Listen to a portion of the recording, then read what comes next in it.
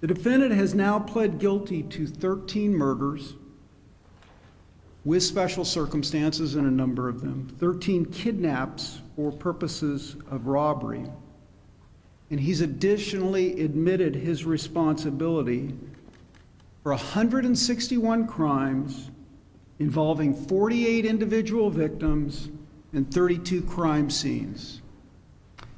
And those additional crimes, by the way, could not have been charged because of California's statute of limitations. The role of a district attorney in effectuating a result like this is complicated. It's not simple. And weighing the decision to seek death or seek life without possibility of parole is among the most solemn and difficult responsibilities we bear as elected district attorneys.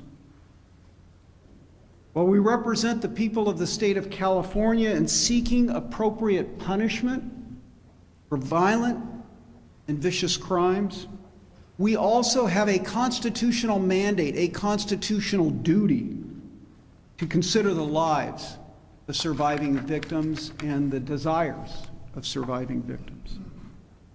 And here, any reasonable weighing of the aggravating and mitigating circumstances would compel seeking the death penalty against this defendant. I'm a supporter of the death penalty. I believe in it.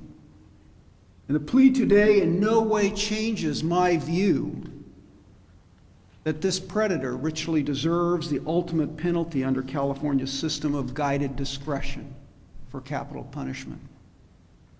But in the end, I and my colleagues concluded that seeking death did not serve the best interest of the victims in this unique and decades-old serial rape killing case. The inevitable delays, the lengthy year-long, perhaps decade-long litigation that would have ensued, and the probability that given his age, the defendant would likely die before his trial and certainly before any execution could be carried out.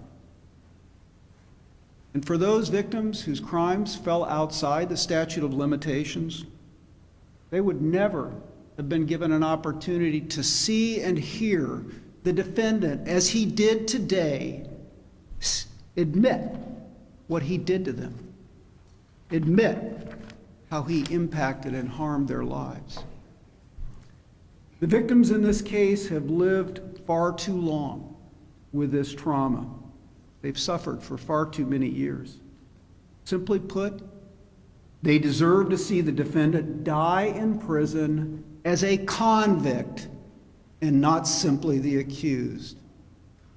And that is the reason we chose this result, which I think is a just and a fair result in this horrific case. Thank you.